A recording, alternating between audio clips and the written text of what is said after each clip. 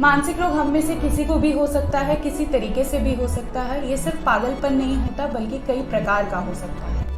आज के टाइम में बहुत लोग झिझकते हैं मानसिक रोग के बारे में बात करने के लिए, या किसी को अगर इस तरह की बीमारी है तो उसे स्टिग्मेटाइज करते हैं, उसका मजाक उड़ाते हैं। ये सारी चीज़ों के बारे में आप किसी साइकेट्रिस्ट को कंसल्ट कर सकते हैं और वो आपकी मदद कर सकता है। इन सभी समस्याओं के बारे में हम डिटेल में डिस्कस करने वाले हैं हमारे फेसबुक के लाइव सेशन में। प्लीज़ आप इस सेशन को ज्वाइन कीजिए।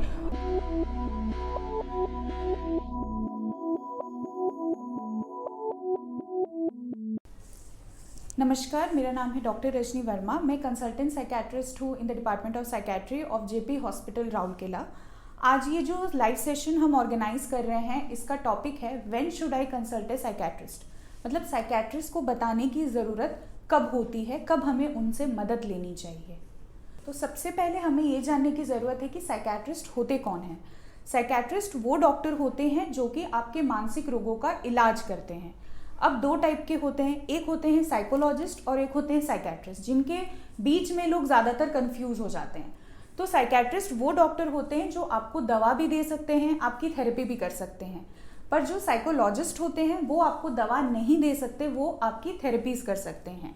ठीक है, दोनों ही मेंटल हेल्थ प्रोफेशनल हैं, दोनों आपकी मदद कर सकते हैं। बट बेसिक डिफरेंस ये है कि एक साइकेट्रिस्ट आपको दवा के थ्रू भी आपकी मदद कर सकता है। अब सबसे बड़ा क्वेश्चन जो लोगों के दिल में आता है वो है कि मानसिक रोग क्या होता है। लोग नहीं जानते मानसिक रोग क्या होता है। लोगों का कहना है कि मानसिक रोग पागलपन होता है, पर ऐसा नहीं है। मानसिक रोग का मतलब होता है मन के रोग। मन के रोग कैसे हो सकते हैं? मन के रोग सोच के हो सकते हैं, विचार के हो सकते हैं, हमारे स्वभावों के हो सकते हैं। ये कई तरीके के होते हैं। इनके अंदर बहुत सारी बीमारियां आती हैं, जैसे मन का उदास होना, वहम शंका करना, या तो फिर ज़्यादा बोलना, ज़्यादा खुश रहना, हर वक्त घबराए रहना, या तो बच्चों में भी ये पाया जाता है, तरह तरह का पाया जाता है। ये सिर्फ पागलपन नहीं होता। नशे की लत होना, नींद की तकलीफ होना, बड़े बुजुर्गों में होता है छोटी छोटी चीज़ें भूल जाना या सब कुछ भूल जाना। ये सारी चीज़ें मानसिक रोग के अंदर आती हैं। इवन जो सेक्स से रिलेटेड, संभोग से रिलेटेड प्रॉब्लम होते हैं, वो भी सारे इसी के अंदर आते हैं और एक साइकेट्रिस्ट ही उन सभी चीज़ों से डील करता है। अगली चीज़ जो होती है, लोग पूछते हैं कि मानसिक रोग क्यों होता है, या मुझे मानसिक रोग क्यों है, मेरे सगे संबंधियों को मानसिक रोग क्यों हुआ। तो मानसिक रोग होने के कई सारे कारण हो सकते हैं। सबसे बड़ा कारण जो होता है, एक हो सकता है कि लाइफ में बहुत ज़्यादा स्ट्रेस होना, किसी चीज़ को लेकर परेशान रहना, लाइफ में ऐसा कुछ इवेंट होना जो आपके लिए बहुत ज़्यादा ट्रॉमेटिक है। तो इसके बाद लोग यूजुअली डिप्रेशन डेवलप कर जाते हैं या तरह तरह की तकलीफ़ें डेवलप कर सकते हैं। दूसरी चीज़ होती है जेनेटिक्स। जेनेटिक्स यानी अगर हमारे परिवार के किसी भी सदस्य को पास्ट में ऐसी तकलीफ रही है तो कुछ शक्यता होती है, नॉट 100% श्योर, बट कुछ शक्यता होती है कि उनके बच्चों में या आगे आने वाली पीढ़ियों में भी ये तकलीफ पाई जा सके। तीसरी चीज़ जो होती है वो है अननोन कॉजेज। कई बार हम नहीं जानते कि कोई भी पर्सन क्यों डेवलप कर रहा है इस तकलीफ को। पर मानसिक रोग ऐसी चीज़ है जो हम में से किसी को भी हो सकती है, कभी भी हो सकती है। फिर कुछ लोग ये पूछते हैं कि हमारा जो पेशेंट है उसे जो ये तकलीफ है वो सच में है या वो नाटक कर रहा है। अब बात ये होती है कि इसमें भी तरह तरीके के पेशेंट्स आते हैं, अलग अलग टाइप के पेशेंट्स आते हैं। कुछ ऐसे होते हैं जो सच में नाटक करते रहते हैं, क्योंकि उनको पता है कि अगर हमें ऐसा कंसिडर कर दिया जाए कि मुझे एक मेंटल इलनेस है तो उससे उनको बाद में काफ़ी सारे बेनिफिट्स मिल सकते हैं। पर ज़्यादातर, अधिकतर जो होते हैं वो जेन्युइन पेशेंट्स होते हैं। तो ये जो डिसीजन है कि पेशेंट नाटक कर रहा है या उसे सच में तकलीफ है, वो प्लीज़ आप किसी मेंटल हेल्थ प्रोफेशनल पे छोड़ दीजिए। Never do it on your own. अगर आपके किसी भी रिलेटिव को कोई तकलीफ है तो उसे बार बार ये कहना कि तुम तो नाटक कर रहे हो, तुम्हें कुछ नहीं है, वो बिल्कुल गलत है। क्योंकि हम नहीं जानते कि वो सच में सफ़र कर रहा है या उसे क्या तकलीफ है। क्योंकि ज़्यादातर जो शारीरिक तकलीफ़ें होती हैं, जैसे अगर किसी को चोट लगती है तो हमें वो चोट बाहर से दिखाई देती है। पर मानसिक रोग एक ऐसी बीमारी है जिसका चोट अंदरूनी होता है, जो बाहर से हमें कभी दिखाई नहीं देती। वो इंसान आपके सामने हंसता खिलखिलाता रहेगा, पर अंदर ही अंदर वो लोग बहुत सफ़र करते रहते हैं। तो कभी भी कोई अगर आपके पास हेल्प के लिए आए या ऐसा बोले कि मुझे ये परेशानी है, तो प्लीज़ ये कहकर उसे कह देना कि अरे तू तो नाटक कर रहा है या ऐसी क्या बात है, ये नहीं करना चाहिए। Always come forward and help that person जो कि आपसे हेल्प मांग रहा है।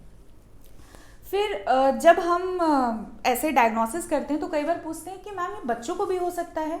तो जी हाँ, बच्चों को भी तकलीफ हो सकती है। बहुत कॉजेज़ होते हैं, या तो जेनेटिक कॉजेज़ या फिर घर का माहौल अगर ठीक ना रहे, ठीक तरीके से परवरिश ना हो तो भी हो सकती है। ज़्यादातर जो पाया जाता है, एक होता है मन बुद्धि की तकलीफ़ जो कि जन्मजात होती है। दूसरा होता है एक चंचलता की तकलीफ़ पाई जाती है बच्चों में, जिसे हम कहते हैं ADHD, attention hyper kinetic disorder. इसमें इनअटेंशन की भी तकलीफ होती है। बच्चा जो होता है वो हाइपर काइनेटिक भी होता है, यानी बहुत ज़्यादा एक्टिव होता है, चंचल रहता है, स्कूल से कंप्लेन आता है, घर में शांति से बैठता नहीं है, होमवर्क करता नहीं है, चीज़ें घुमा देता है। ऐसे कंप्लेंट्स के साथ अगर कोई बच्चा आता है तो उसे हम फर्दर डायग्नोस करते हैं, उसके लिए बड़े टाइप की थेरेपीज़ होती हैं, दवाइयाँ आती हैं, उस तरीके से उसे ट्रीट किया जाता है। एक तकलीफ होती है ऑटिज़म, जो कि बहुत ज़्यादा पाया जाता है। ऑटिज़म में ऐसा होता है कि बच्चे गुमसुम रहते हैं, अपने अपने में रहते हैं। उनके पेरेंट्स को भी ऐसा लगता है कि ये बच्चा हमसे कनेक्टेड नहीं है। एक बहुत ही नॉर्मल रूटीन, एकदम फिक्सेटेड रूटीन फॉलो करेंगे कि मुझे इतने बजे उठना है, मुझे यही खाना खाना है, मुझे ऐसे ही रूटीन से चलना है।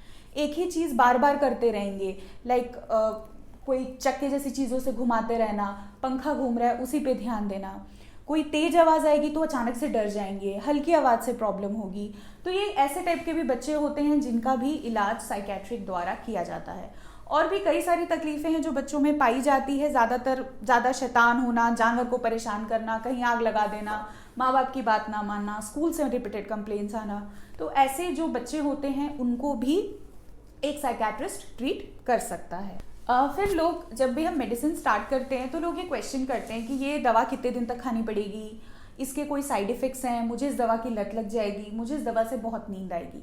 तो जो भी आपका साइकेट्रिस्ट होता है, जब वो आपको डायग्नोस करता है तो वो आपके सारी चीज़ों को देखता है, आपकी हिस्ट्री, आपको कोई और तकलीफ है या नहीं, आप कोई और मेडिसिन खा रहे हो या नहीं, उन सारी चीज़ों को कैलकुलेट करके आपको दवा दी जाती है।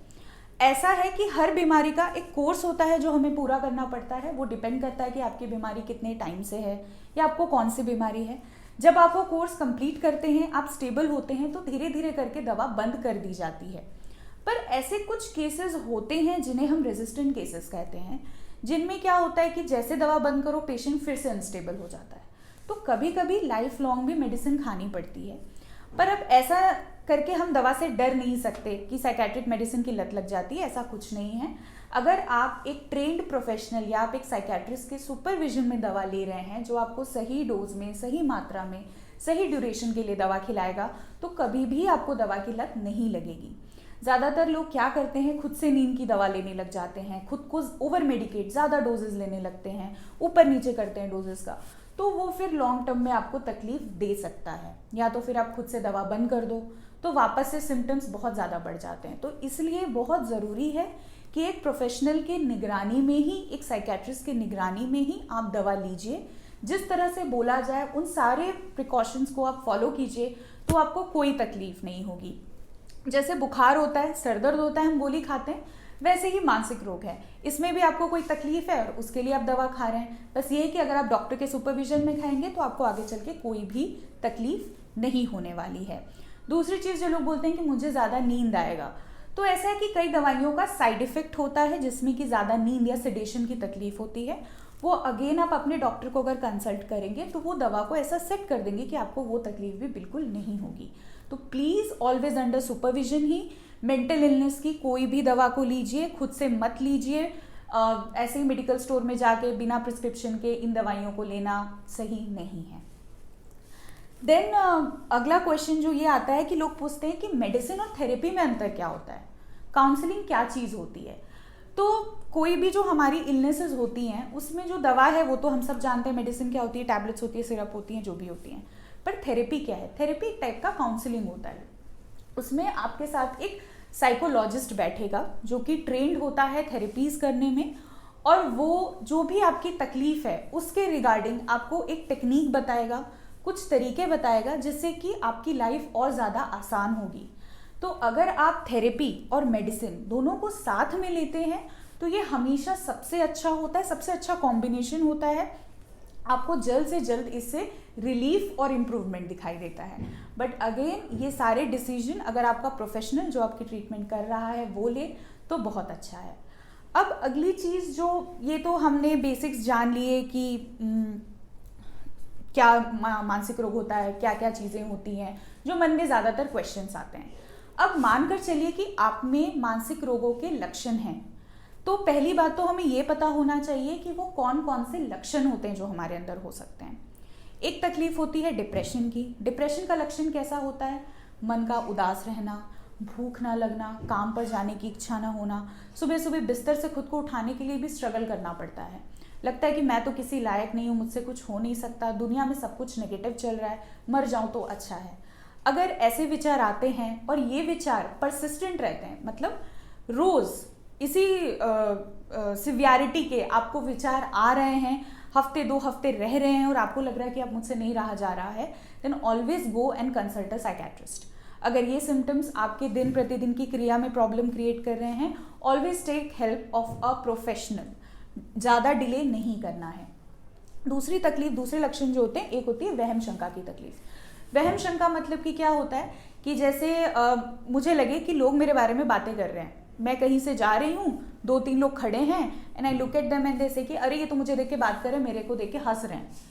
या तो फिर कोई नॉर्मल पर्सन मुझे बस ऐसे हाई भी किया तो आई से कि ये पर्सन तो मुझे मारना चाहता है, इसके इंटेंशन सही नहीं है। तो इसमें क्या होता है कि वहम करना, नॉर्मल सी चीज़ों में शंका करना किसी के ऊपर। इसमें एक दूसरा सिम्टम भी पाया जाता है जिसे हम कहते हैं हैल्यूसिनेशन। उसमें क्या होता है कि कोई आवाज़ नहीं आ रही है बट फिर भी मैं कहूँगी कि नहीं, कोई मेरे कानों में बोल रहा है, मुझे बुला रहा है, मुझे डरा रहा है, या मुझे किसी की आवाज़ सुनाई दे रही है। ऐसे जो पेशेंट्स होते हैं वो कभी कभी नहाना छोड़ देते हैं, खुद का केयर करना छोड़ देते हैं, जो डेली रूटीन उनकी पहली थी वो बिल्कुल भी फॉलो नहीं करते हैं। तो ये स्वभाव में चेंज पेशेंट्स रियलाइज़ नहीं करते हैं। उनके हिसाब से उनको कोई प्रॉब्लम नहीं है, क्योंकि उनको इंसाइट नहीं होता अपनी बीमारी के बारे में। पर ये चीज़ रिलेटिव सबसे पहले पता कर सकते हैं कि मेरे पेशेंट को ये प्रॉब्लम है। तो ऐसे केसेस में आई वुड रिक्वेस्ट रिलेटिव्स कि प्लीज़ जब भी आपको ऐसा लगे कि मेरे पेशेंट के स्वभाव में ये अंतर आ रहे हैं, तो आप जल्द से जल्द एक साइकेट्रिस्ट को कंसल्ट कीजिए और उनकी दवा कराइए, क्योंकि इस केसेस में ऐसा होता है जितनी जल्दी दवा कराएंगे उतनी अच्छी प्रोग्नोसिस होती है, उतना जल्दी पेशेंट जो है वो ठीक हो सकता है। एक और तीसरी लक्षण जो बहुत कॉमन है उसमें होता है कि कभी कभी पेशेंट बहुत ज़्यादा बोलने लगता है, बहुत ज़्यादा खुश हो जाता है, बड़ी बड़ी बातें करता है। अकाउंट में 2 रुपए भी नहीं होंगे पर बोलेगा कि मैं करोड़ों का मालिक हूँ, या तो मैं प्राइम मिनिस्टर को जानता हूँ, मैं बड़े फलाना लोगों को जानता हूँ। ज़्यादा खुश रहेगा, ज़्यादा सजेगा धजेगा, ज़्यादा पैसे खर्च करेगा। ऐसे लक्षण जिनमें पाए जाते हैं उन्हें हम कहते हैं बाइपोलर मूड डिसऑर्डर। इन केसेस में भी पेशेंट कभी नहीं बोलेगा कि मुझे कोई प्रॉब्लम है, पेशेंट के हिसाब से वो बिल्कुल ठीक है, पर आजू बाजू वाले या जो उनके सगे संबंधी हैं उनको प्रॉब्लम समझ आती है। तो ऐसे केसेस में भी आप एक साइकेट्रिस्ट को बता सकते हैं। इसके अलावा एक तकलीफ होती है PTSD, जिसे हम कहते हैं पोस्ट ट्रॉमेटिक स्ट्रेस डिसऑर्डर। इसमें जब भी हम अपनी लाइफ में कोई ट्रॉमेटिक सिचुएशन, जैसे कि आप सबको पता है कि अभी कोविड था, कोरोना का टाइम था, हम सब ने अपने किसी न किसी लव्ड वंस को इसमें खोया है, वो हमारे लिए एक बहुत बड़ा ट्रॉमा था। या तो फिर जैसे सुनामी आया था, कुछ लोगों ने सुनामी को विटनेस किया, कुछ लोगों ने अर्थक्वेक देखा, कुछ लोगों ने बड़े बड़े वॉर्स देखे, जैसे अभी यूक्रेन और रशिया का चल रहा था, या ऐसे बड़े बड़े वॉर्स। तो ऐसे लोग जो इन चीज़ों को इन पर्सन विटनेस करते हैं या अपने किसी लव्ड वंस को इसके थ्रू जाते देखते हैं, उनको ये तकलीफ डेवलप हो सकती है। इसमें ज़्यादातर कैसा होता है, बार बार वही ख्याल आएंगे जो हमने विटनेस किया है, हमें डर लगेगा, वो पर्सन हमेशा एकदम घबराया हुआ रहता है, रात को नींद नहीं आती, बुरे सपने आते हैं, वही इवेंट बार बार आंखों के सामने चलता है। तो उसे हम कहते हैं पोस्ट ट्रॉमेटिक स्ट्रेस डिसऑर्डर। इसके लिए भी आप कंसल्ट कर सकते हैं। इसके अलावा एक होती है एंजाइटी की प्रॉब्लम। वो तो हम काफ़ी लोग डे टू डे लाइफ में भी फील करते हैं, पर अगर ऐसा है कि ये चीज़ परसिस्टेंट रहे, अगर आपको ऐसा लग रहा है कि पूरे टाइम घबराहट हो रही है, जॉब नहीं कर पा रहे हो, बड़ा टेंशन रह रहा है, आगे पीछे क्या होगा, आगे चल के क्या होगा, मेरे साथ कुछ बुरा तो नहीं हो जाएगा, तो ऐसे केसेस में भी आप साइकेट्रिस्ट को कंसल्ट कर सकते हैं। फिर एक केस होता है OCD, ऑब्सेसिव कंपल्सिव डिसऑर्डर। इसमें क्या होता है, इसके लक्षण ये होते हैं कि एक ही विचार बार बार आपके दिमाग में आता रहेगा। जैसे मुझे विचार आ रहा है मेरे हाथ गंदे हैं, अब मैं बार बार जाके हाथ धोऊंगी, 15 से 20 बार हाथ धोऊंगी, फिर भी मुझे लगेगा कि नहीं मेरे हाथ तो गंदे हैं, और फिर भी मैं जाके बार बार हाथ धोती रहूंगी। तो इसमें मेरे दिन के 24 घंटे के लगभग 15 से 20 घंटे चले जा रहे हैं, मैं कुछ और कर ही नहीं पा रही हूँ, मैं सिर्फ इसी के बारे में सोचे जा रही हूँ। या तो फिर ये अलग अलग टाइप का होता है। एक होता है डाउट, मतलब मैंने ताला लगा के लॉक कर दिया, फिर भी मुझे लग रहा है कि अरे मैंने लॉक नहीं किया, और मैं बार बार जाके उसको चेक कर रही हूँ। ये तो सिर्फ टाइप्स हैं, ऐसे कई तरीके के विचार होते हैं जो लोगों में आते हैं, सेक्स के रिलेटेड भी आते हैं, भगवान के रिलेटेड आते हैं, बहुत सारे आते हैं। तो ऐसे विचारों से अगर आपको लग रहा है कि आपका डेली लाइफ बहुत ज़्यादा डिसरप्टेड है, आप ठीक से काम वगैरह नहीं कर पा रहे हो, तो डेफिनेटली एक साइकेट्रिस्ट को आकर आप कंसल्ट कर सकते हो। ये कुछ बहुत सारे कॉमन इलनेसेस हैं। इसके अलावा और भी कई तरीके की तकलीफ़ें हैं, जैसे कि मैंने बताया सेक्स से रिलेटेड, सेक्स करने की इच्छा ना होना, जो लिंग है उसका उत्थान ना होना, या तो फिर फीमेल्स में होता है कि सेक्स के टाइम पे पेन होना, सेक्स करने की इच्छा नहीं होना, सेक्स करने के बाद ऑर्गेज़म नहीं आना, ये सारे तकलीफ भी एक साइकेट्रिस्ट डील कर सकता है। उसके लिए भी आप एक साइकेट्रिस्ट को कंसल्ट कर सकते हैं। और फिर बाकी और भी तकलीफ़ें हैं, जैसे कि नींद की तकलीफ़, या फिर कुछ लोग होते हैं जिनको हमेशा लगता है कि मेरे शरीर में कुछ गड़बड़ है, मेरा शरीर बिल्कुल ठीक नहीं है, एबनॉर्मल है। नींद से रिलेटेड भी कई सारी तकलीफ़ें होती हैं, जैसे कि रात को ठीक से नींद नहीं आना, नींद का बार बार टूटना, जो आपका डेली रूटीन पहले आप 8 घंटे सोते थे अब आप वो सो नहीं पा रहे हो, तो ऐसे भी प्रॉब्लम्स हो सकती हैं जो मानसिक रोग में आते हैं। उसके अलावा एक होता है जिसे हम कहते हैं ईटिंग डिसऑर्डर्स, ठीक है, जिसमें ऐसा होता है कि कुछ लोग को लगता है कि मैं बहुत मोटी हूँ, मैं खाना नहीं खाऊंगी, मुझे एकदम पतला होना है। ऑल्दो जब आप उस पर्सन को देखोगे आपको लगेगा कि यार ये तो ऑलरेडी पतली है, but why, but they feel कि मेरी बॉडी अभी भी फैट रखी है, बहुत ज़्यादा फैटी हूँ मैं, मुझे अपना कैलोरी कम करना है, मुझे पतला होना है। और ऐसे लोग का डेली रूटीन ही इस चीज़ पे लगा रहता है। कुछ होते हैं जो बहुत ज़्यादा खाते हैं, बिंज ईटिंग करते हैं, और वो बिंज ईटिंग का कारण बहुत सारे कारण हो सकते हैं। स्ट्रेस में ज़्यादा खाते हैं, ज़्यादा चॉकलेट्स लेते हैं, ज़्यादा कैलोरी के फूड लेते हैं, तो ये सारी चीज़ें एक ईटिंग डिसऑर्डर करके डायग्नोसिस होता है, उसके अंदर आता है। तो हम उसके रिलेटेड भी इंटरवेंशन करते हैं और उसके रिलेटेड भी ट्रीटमेंट देते हैं। एक तकलीफ होती है जिसमें कि ऐसे एपिसोड्स आते हैं जब हमें लगता है कि मेरी धड़कन बहुत बढ़ गई है, हाथ पैर काँप रहे हैं, मैं पसीना पसीना हो जा रही हूँ, मुझे लग रहा है कि मैं तो मर जाऊँगी, मुझे हार्ट अटैक आ गया, मैं तो मर जाऊँगी। और ऐसे केसेस में पेशेंट को लेकर जाते हैं इमरजेंसी में, रिपीटेड इन्वेस्टिगेशंस होती हैं, ईसीजी होता है, इको होता है, रिपोर्ट पूरा नॉर्मल आता है, कुछ नहीं आता। क्यों नहीं आता? क्योंकि it is a mental illness, ठीक है, इसमें कोई ऑर्गेनिसिटी नहीं है, आपके शरीर में कोई प्रॉब्लम नहीं हो रही है, आपके दिमाग में प्रॉब्लम है। बेसिकली आपको कुछ ऐसा स्ट्रेस है और वो स्ट्रेस बहुत ज़्यादा बढ़ जा रहा है, जो फिर आपके फिजिकल सिम्टम्स के तौर पे आपको दिखाई दे रहा है, इसीलिए आपको ये सिम्टम्स हो सकते हैं। इसके अलावा एक अलग जो तकलीफ पाई जाती है वो होती है एडिक्शन की। एडिक्शन माने किसी भी नशे की चीज़ की लत लगना, जिसको आपको रोज़ लेना पड़े, उसकी रोज़ आपको तलब लगे, उसके बिना आप रह ही ना सको, उसके बिना आप अपना डेली का काम भी नहीं कर सको। तो ऐसे में आता है जैसे कि कुछ लोग को शराब की लत होती है, गांजा, भांग की गोली, ठीक है, कुछ नींद की टैबलेट्स खाते हैं, कोरेक्स सिरप पीना, या फिर तरह तरह के टैबलेट्स, तरह तरह के नशे होते हैं, तंबाकू का नशा जो कि लोग करते हैं। अब ऐसा है कि ये नशे की चीज़ आपको रोज़ लेनी पड़ रही है, इसके बिना आप अपना डेली काम नहीं कर पा रहे हो, लेकिन ये लेने की वजह से आपके फैमिली में लोग परेशान हैं, आप उन पे गुस्सा करते हो, आपका बिहेवियर बदल गया है, आपके आसपास के लोग आपसे परेशान हैं, तो आपको डेफिनेटली कंसल्ट करना चाहिए। इन केसेस में ऐसा होता है कि अगर आप नशे की चीज़ को ना लें तो ऐसा होगा कि घबराहट होगा, हाथ पैर कांपने लगेगा कि नहीं मुझे तो वो चीज़ जाके लेनी ही पड़ेगी वरना मैं नहीं रह पाऊँगा। तो ऐसे केसेस में जब आप डॉक्टर को कंसल्ट करते हो तो वो आपको ऐसे मेडिसिन देते हैं कि आप बिना नशा किए भी बिल्कुल प्रॉपर फंक्शन कर सकते हो, ना तो आपको उस नशे की तलब लगेगी और ना ही आपको उसकी ज़रूरत महसूस होगी।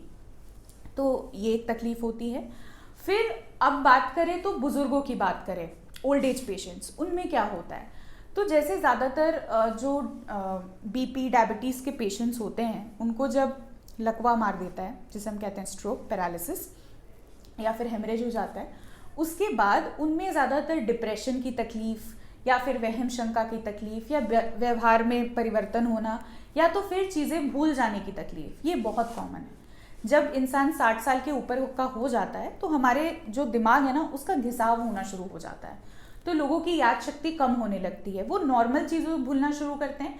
फिर धीरे धीरे ऐसा हो जाता है कि जो चीज़ें वो पहले कर सकते थे वो भी नहीं कर पाएंगे, यहाँ तक कि अपना दांत भी ब्रश करना भूल जाएंगे कि किस तरीके से हम अपना दांत को ब्रश करते थे, किसी और को उनकी मदद करनी पड़ेगी। अपने रिलेटिव्स का नाम भूल जाएंगे, घर का रास्ता भूल जाएंगे, खाना खाकर भूल जाएंगे और बोलेंगे कि नहीं मुझे फिर से खाना दो। तो इसे हम कहते हैं डिमेंशिया। ये ज़्यादातर ओल्ड एज में पाया जाता है, कभी कभार यंग पेशेंट्स में भी पाया जा सकता है, बट ओल्ड एज में ये कॉमन है, तो इसके लिए भी आप ट्रीटमेंट ले सकते हैं। फिर एक तकलीफ होती है जिसे हम कहते हैं पर्सनालिटी डिसऑर्डर। अब पर्सनालिटी डिसऑर्डर क्या है? अलग अलग टाइप की पर्सनालिटीज़ तो सभी की होती हैं, ठीक है, बट ये कुछ ऐसे डिसऑर्डर्स होते हैं जो कि नॉर्मल से डिविएट करते हैं। एक रेंज ऑफ पर्सनालिटीज़ होती है जो नॉर्मल में आती हैं। जब वो डिविएट करने लगते हैं तो ऐसे लोगों के साथ रहना, इनसे इंटरेक्ट करना, डे टू डे लाइफ में मैनेज करना बहुत मुश्किल हो जाता है। तो उसे हम कहते हैं पर्सनालिटी। ये बड़े तरीके के होते हैं, क्लस्टर ए बी सी वो भी होते हैं। उसके लिए भी आप कंसल्ट कर सकते हो एक मेंटल हेल्थ प्रोफेशनल को। फिर इसके अलावा एक जो आज के टाइम पे it is somewhat considered to be a taboo और स्टिग्मा, उसे हम कहते हैं जेंडर डिस्फोरिया। नाम जेंडर डिस्फोरिया क्या होता है? जैसे कि कोई पर्सन है जो कि पैदा हुआ है एज अ फीमेल, बट उसे हमेशा से लगता है कि I am a male, I want to become a male, मुझे एक मेल बनना है, I don't want to live like a female. उनका बॉडी, उनका लाइफस्टाइल, उनका डेली रूटीन सब कुछ ऐसा होता है जैसे कि वो एक दूसरे जेंडर के हैं। और फिर वो ये कहते हैं कि ये नहीं, मुझे तो सर्जरी करा के अपनी बॉडी को चेंज करना है, या मैं ऐसा लाइफस्टाइल जीना चाहता हूँ।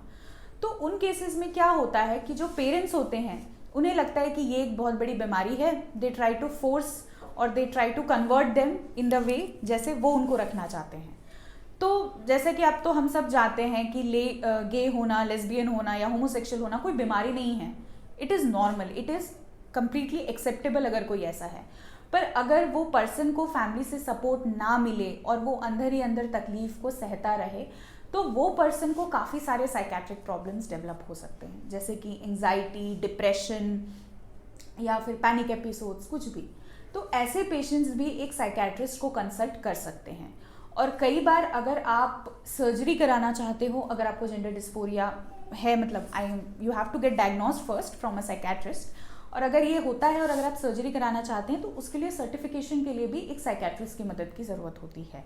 तो उसके लिए भी आप एक साइकेट्रिस्ट को कंसल्ट कर सकते हैं।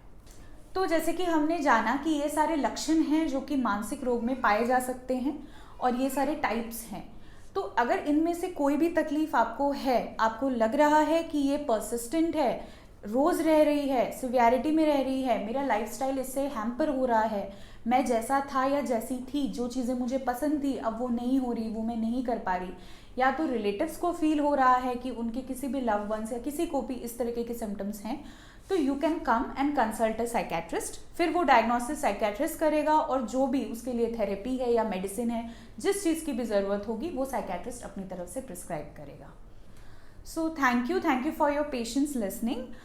myself Dr. Rajni, I will be available in JP Hospital Rourkela. So अगर आपकी कोई भी क्वेरीज हैं या क्वेश्चन है तो आप कमेंट सेक्शन में मेंशन कर सकते हैं या हमारे वेबसाइट में आकर पूछ सकते हैं। We will be very happy to reply you back and to help you.